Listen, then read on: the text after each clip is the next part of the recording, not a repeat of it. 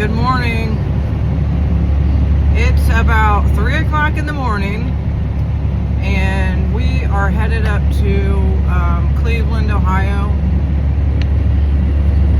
I have to be there by 7 a.m. So between now and then, I should be arriving about 6:30 if no traffic problems. If everything goes smooth, I should be there about 6:30. So actually that's probably not going to be a problem because it's 3 o'clock in the morning and there's not much traffic out.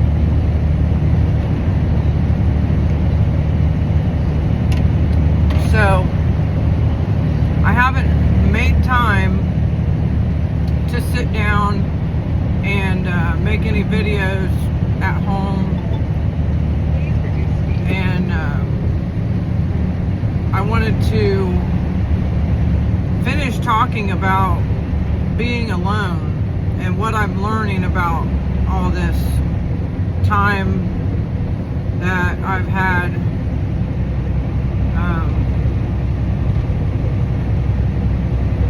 trying to get through some things in my life that are really unexpected, and no way I could plan for these things. We just can't plan for things sometimes. And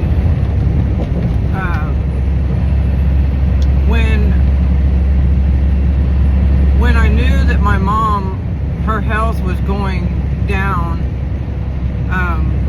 I was able to plan. I planned on her moving in with me, and I was able to get her room ready, and so that was a little bit easier, I would say, than what I'm going through now with my dad.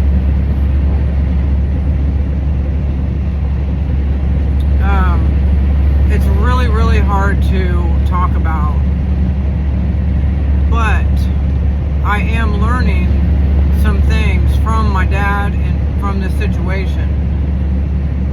So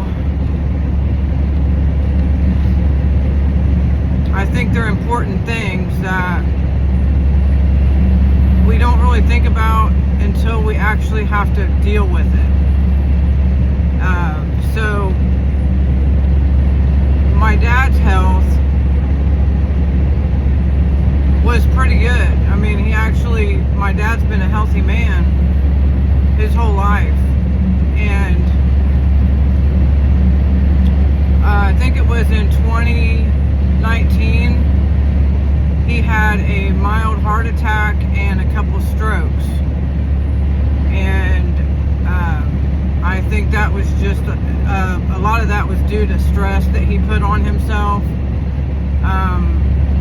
Like I said, he never had any health issues that needed medical attention, really, and so he ran on autopilot, basically. And so eventually the stress in his life, I think, is what brought on the heart attack and the strokes.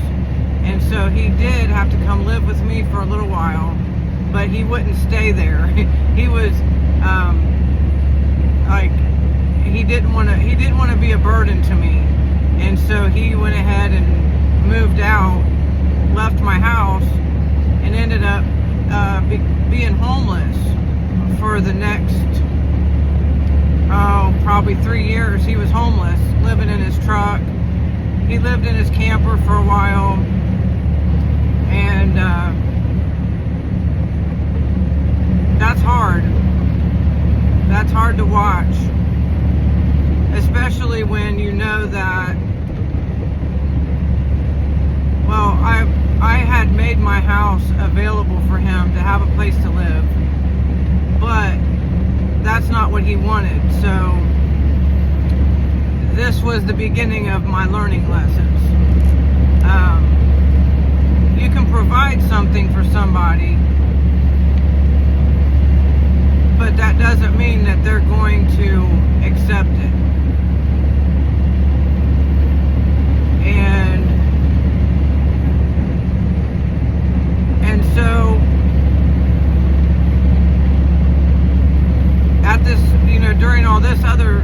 this other stuff going on with my daughter. She's out on her own now, and she has been for about a year or so. And so my house is all to myself now, which is something different for me. I've never really lived alone my whole life. I've either lived with my mom or my kids. Always had somebody at the house. Always had, someone to come home to, someone to prepare for, go to the store for. I mean, it's really, really different when you have to come home and all you need to do is prepare things for yourself. It seems simple, and it seems like it shouldn't be difficult. It seems like it should be a lot easier. And that's also something I've really never thought about, because I've always been a provider. And so now I'm just kind of taking this time to myself, and actually I'm actually liking it. I'm learning from it, and it's very comforting to be able to just relax and just try to reach out for my own needs and my own wants. I noticed that at my house, with being left alone there, I was noticing that a lot of things in my house were things that I have put there for other people. And not that I didn't like anything. It's just the furniture I bought. I bought a love seat, I bought a recliner for my mom. I bought a recliner for my dad. And I bought a couch, because at the time it was my mom and dad living there, my daughter and me, and so we needed a pretty good sized couch for, just there's more people in the house, you need things to sit on. And so since that time of dad leaving, mom leaving, and my dad's still with us, he's still alive, but when mom died,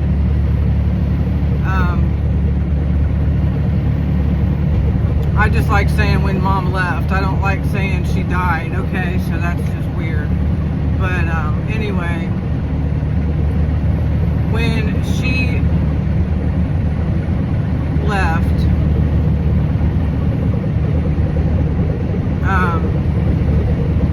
and I've been redoing my house. I've been changing things around and trying to figure out what feels right to me, what feels comfortable, what things do I like.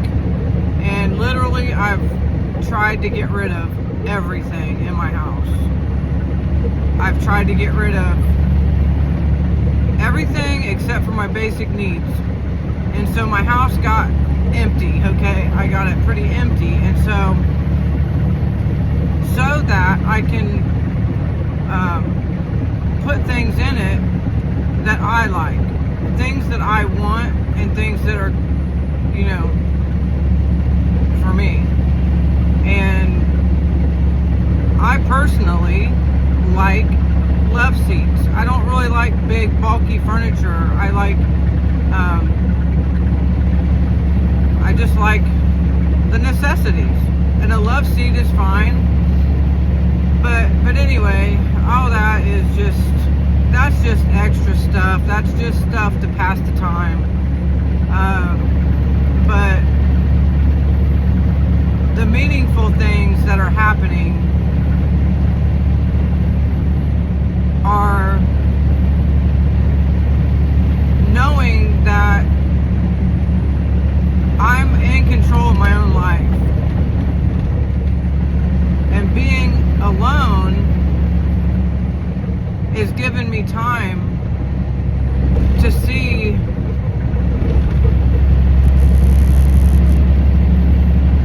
what kind of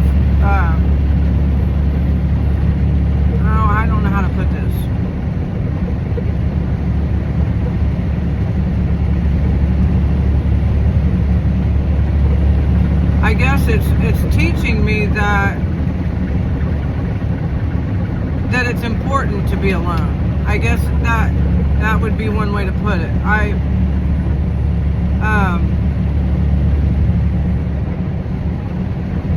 Yeah, it's important for us to be alone so we can reflect on ourselves.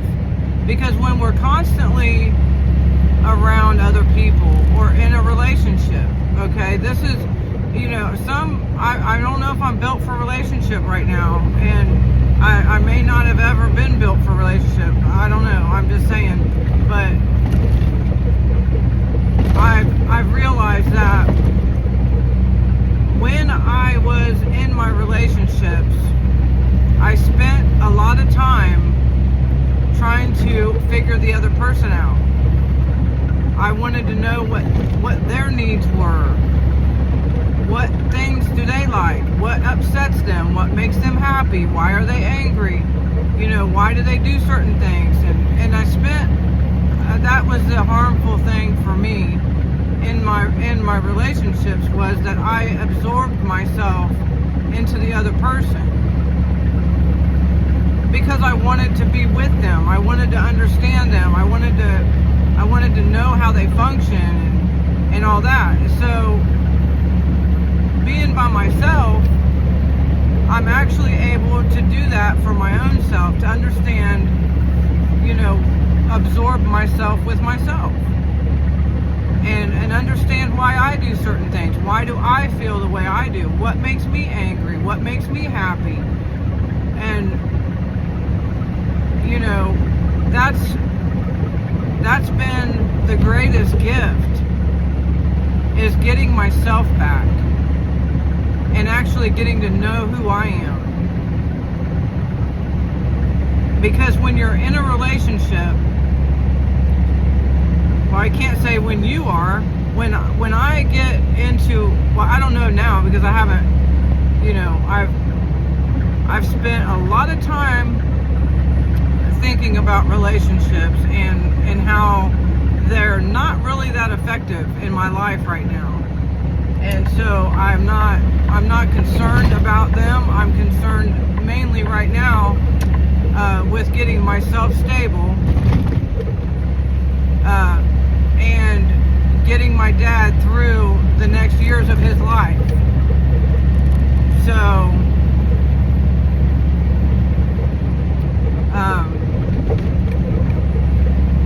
and having somebody else in my life right now, if they were to try to understand me right now, that would be pretty difficult, because I'm probably